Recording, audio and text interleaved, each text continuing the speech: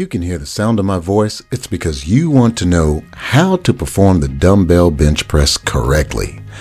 Hold the dumbbells in both hands and lean back so that you're lying face up on the bench. If you experience any lower back discomfort, you can place your feet up on the bench to relieve any extra stress.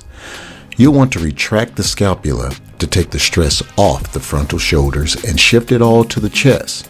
Slowly lower the dumbbells just outside of the shoulders and press up to elbow extended position. Things to remember and things to keep in mind.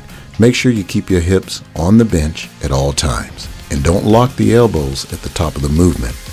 Now there are several variations of the bench press. They include incline bench, which focuses on the upper chest, and decline bench, which focuses on the lower portion of the chest. All of your movements should be controlled. No throwing or slinging the weights around.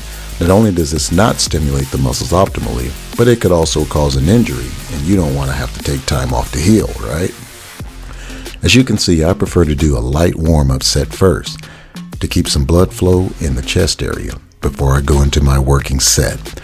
Now your breathing should also be natural and controlled.